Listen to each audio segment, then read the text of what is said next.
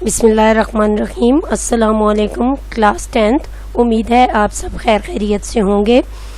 हमने सूरह अहज़ाब पढ़ी, उसमें हमने सूरह अहज़ाब का पहला रुकू पढ़ा और उम्मीद है आपको उसकी अच्छी तरह समझ आई होगी। मैंने आपको अहज़ाब के मानी भी बताए। इसके साथ साथ पहले रुकू में, सूरह अहज़ाब के पहले रुकू में अल्लाह ताला ने अपने नबी सल्लल्लाहु अलैहि वसल्लम को चंद बातों की तलकीन की जो मैंने आपको बताई। उनमें सबसे पहली बात थी कि उन्हें सिर्फ अल्लाह ताला से, ए पैगम्बर सल्लल्लाहु अलैहि वसल्लम, आपको सिर्फ अल्लाह ताला से डरना चाहिए, ठीक है। कुफ़ार और मुनाफिकीन का कहना नहीं मानना चाहिए और अल्लाह ताला की वही की ताबेदारी करनी चाहिए। अपने मकसद में कामयाबी के लिए आपको सिर्फ और सिर्फ अल्लाह ताला पर भरोसा रखना चाहिए। इसके साथ साथ हमने मुंह बोले बेटों के बारे में पढ़ा कि सूरह अहज़ाब में अल्लाह ताला ने मुंह बोले बेटों के बारे में क्या हिदायत दी और इसके साथ साथ अल्लाह ताला ने नबी पाक सल्लल्लाहु अलैहि वसल्लम की बीवियों की शान और अज़मत बयान की और उन्हें उम्महातुल मोमिनीन का दर्जा अता किया और नबी सल्लल्लाहु अलैहि वसल्लम के बाद उनसे शादी करने को हराम करार दिया, ठीक है।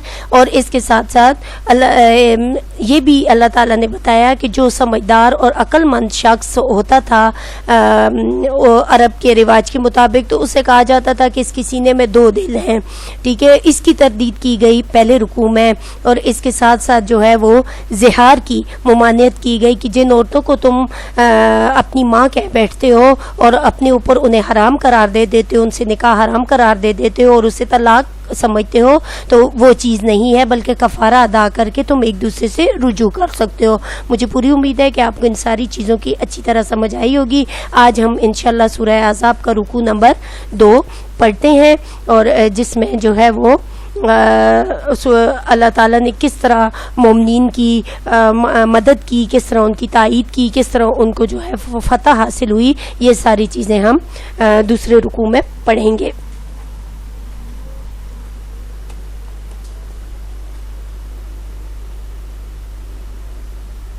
चले हम अपना सबक स्टार्ट करते हैं।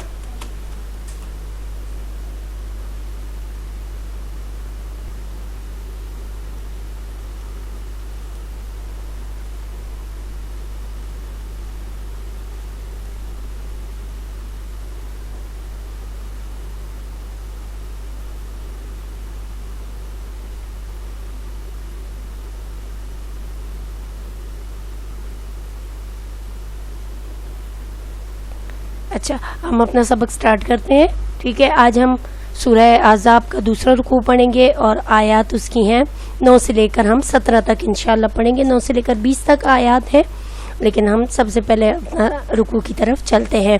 बिस्मिल्लाहिर्रहमानिर्रहीम। या अय्युहल्लज़ीना, ए लोगो, आमनु, ईमान वालो, उस्कुरू, याद करो, नेमता, नेमते, इनाम, अल्लाह का, अलैकुम, जो उसने तुम पर किया, इस जब, यानी उस वक्त को ईमान वालों याद करो जब तुम पर अल्लाह ताला ने इनाम किया। वो वक्त कौन सा था? जाअतकुम, जब आए तुम्हारे पास, जुनूदुन, लश्कर, फ़अरसलना, पस भेजी हमने, अलैहिम, उन पर, रीहन, हवा, आंधी जिसको कहते हैं ज़ोरदार हवा, व जुनूदल्लम, और ऐसे लश्कर भी, तरौहा, जिन्हें तुम देख नहीं सके, यानी हमने उन पर उस वक्त हवा भेजी और ऐसे लश्कर भी भेजे जिन्हें तुम देख नहीं सके। वकान अल्लाह हो, और है अल्लाह, बिमा, इस पर जो तामलूना, तुम अमल करते हो, बसीरा, देखने वाला। यहाँ पे अल्लाह ताला इस आयत में ईमान वालों को अपनी मेहरबानी याद करा रहे हैं, वो वक्त याद करा रहे हैं, वो इनाम याद करा रहे हैं जो अल्लाह ताला ने मोमिनीन पर किया।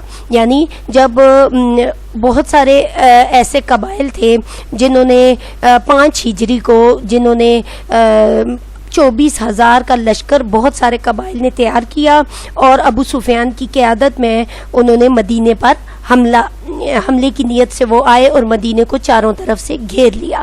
तो जो मदीने के आसपास बसने वाले कबाइल थे, उन्होंने नबी पाक सल्लल्लाहु अलैहि वसल्लम से जंग ना करने का मुआहदा किया हुआ था, उनसे ऐद किया था कि हम जंग नहीं करेंगे, यानी अमन का मुआहदा उन्होंने किया हुआ था।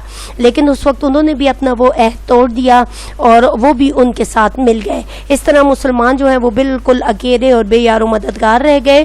तो अल्लाह ताला वो वक्त मोमिनीन को याद करवाते हुए फरमा रहे हैं कि उस वक्त को याद करो जब फौजें तुम पर हमला करने को आई तो हमने उन पर जोरदार हवा भेजी, تو اللہ تعالیٰ نے اس وقت مسلمانوں کی فرشتوں سے مدد کی. یہ جو لشکر کے بارے میں کہا جا رہا ہے نا وہ جنود لم تروہا کہ ایسے لشکر نازل کی جن کو تم دیکھ نہیں سکتے, تو یہ فرشتوں کے بارے میں بات ہو رہی کہ اللہ تعالیٰ نے پھر ادھر مسلمانوں کی مدد کے لیے فرشتوں کو نازل کیا جنہوں نے کفار اور منافقین کے دلوں میں خوف پیدا کیا, ان کے دلوں میں ڈر پیدا کیا, اور وہ ادھر ادھر بھاگنے لگے, اور ان کے جو سردار تھے وہ بھی جو ہیں حواس باختہ ہو گئے, اور وہ بھی یہ کہنے لگے کہ بچاؤ کی کوئی صورت تلاش کرو, کوئی ایسا انتظام کرو کہ ہم یہاں سے بھاگ جائیں. تو یہ سب کچھ اللہ تعالیٰ کی طرف سے مسلمانوں کے لیے ایک مدد تھی, ایک انعام تھا.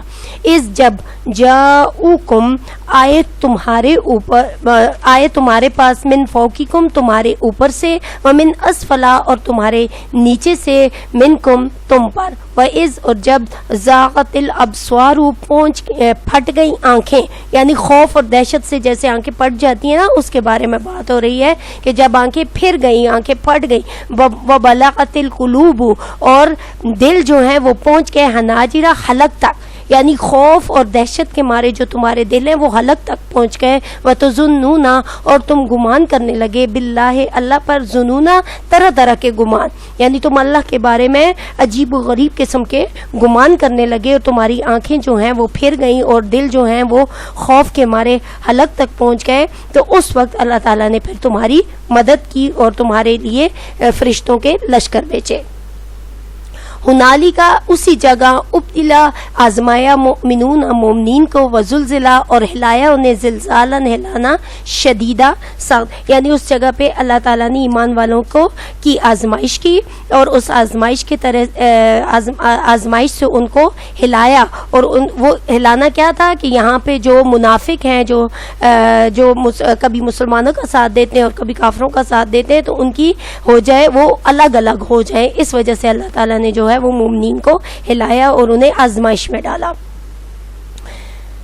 وَإِذْ اور جب یقولو کہنے لگے, المنافقون منافق, والذین اور وہ لوگ, فی قلوبہم جن کے دلوں میں مرضا بیماری تھی, ما وعدنا اللہ نہیں وعدہ کیا ہم سے اللہ نے, ورسولہ اور اس کے رسول نے, الا مگر صرف غرورا دھوکہ دینا. یعنی اس وقت وہ لوگوں کے دلوں میں یہ گمان جو منافق تھے وہ یہ ڈالنے لگے کہ اللہ اور اس کے رسول نے ہم سے دھوکے کے سوا کوئی وعدہ نہیں کیا, یعنی اللہ تعالیٰ کی طرف سے ہمیں کسی قسم کی کوئی مدد حاصل نہیں ہوئی, کوئی حاصل نہیں ہوئی. تو پھر اللہ تعالیٰ نے وہ فرشتے بھیج کر ان کی یہ غلط گمان جو ہیں ان کو غلط قرار دیا اور ایمان والوں کی مدد کی.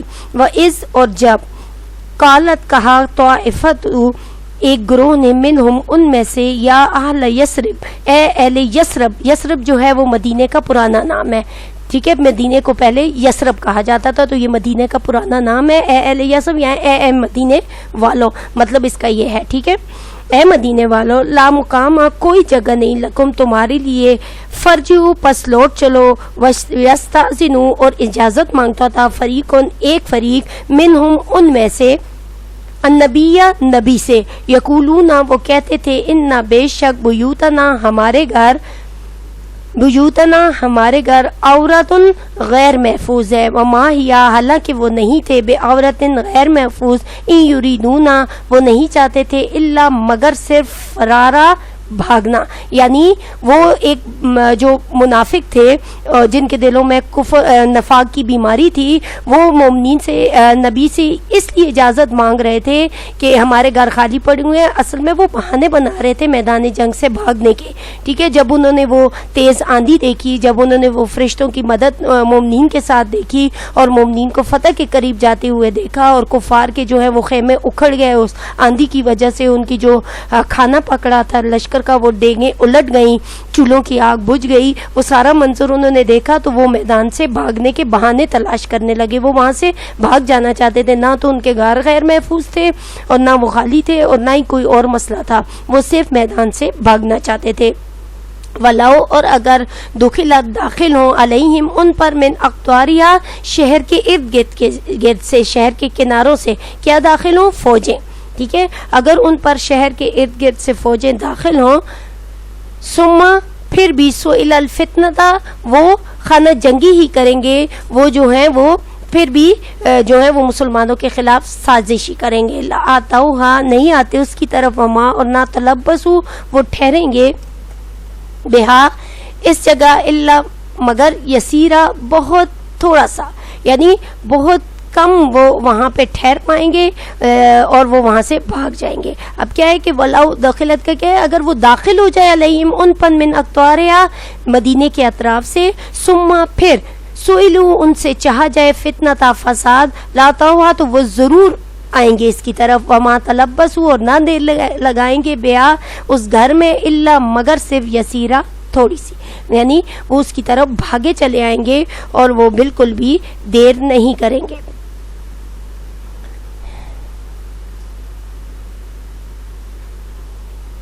وَلَقَدْ اور یقیناً کانو تھے عہد کر چکے اللہ سے من قبل اس سے پہلے، لا یولون الادبار کہ وہ اپنی پیٹھ نہیں پھیریں گے، یعنی وہ میدان جنگ سے نہ بھاگنے کا اللہ تعالیٰ سے پختہ عہد کر چکے تھے، اس کے باوجود وہ جنگ میں پھر بہانے بنانے لگے.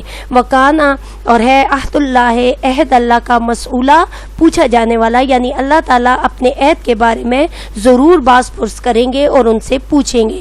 کلن کہہ دیجئے ہرگز نہیں، ینفعکم نفع دے گا تمہیں فرارو تمہارا بھاگنا، ان فرار تم اگر تم بھاگ جاؤ من الموت موت سے، اول قتل یا قتل سے یا جنگ سے، وہ عزلہ اور اس وقت نہ تمتعون فائدہ اٹھاؤ گے الا مگر قلیلہ بہت کم. یعنی اگر تم مرنے یا مارے جانے سے بھاگتے ہو تو یہ بھاگنا تمہیں کسی قسم کا کوئی فائدہ نہیں دے گا اور تم بہت ہی کم فائدہ اٹھا پاؤ گے. مطلب اتنا فائدہ اٹھا پاؤ گے اگر یہاں سے بھاگ جاؤ گے جب تک تمہاری موت نہیں آتی. موت کا تو وقت مقرر ہے، وہ تو تمہیں ہر صورت میں آئے گی اور تم نے مر کر جو ہے وہ اللہ تعالیٰ کے سامنے جواب دے ہونا ہے، اور اللہ تعالیٰ پھر تم سے اپنے اس عہد کے بارے میں ضرور پوچھیں گے جو تم نے ان سے کیا کہ ہم میدان جنگ سے بھاگیں گے نہیں. تو یہ بھاگنا تمہیں ذرا سا فائدہ تو دے گا لیکن اس کا الٹا اثر ہوگا کہ تمہیں پھر اللہ تعالیٰ کے سامنے جواب دہ ہونا پڑے گا. کل کہہ دیجئے من کون ہے ذلذی ایسا شخص یاسمکم جو بچا لے تمہیں من اللہ سے، ان ارادہ اگر ارادہ کرے بکم تمہارے ساتھ سوءن برائی کا، او ارادہ یا ارادہ کرے بکم تمہارے ساتھ رحمہ اپنی رحمت کا، ولا اور نہ یجدون نہ پاؤ گے لہم ان کے لیے من دون اللہ کے سوا ولین حمایتی، ولا اور نہ نصویرہ مددگار.